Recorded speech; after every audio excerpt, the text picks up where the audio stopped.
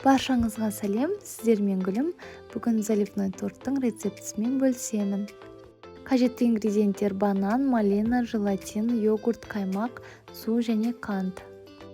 Желатинді ыдысқа салып, үстіне су құйып, 5 минутқа бетін жауып қоямыз.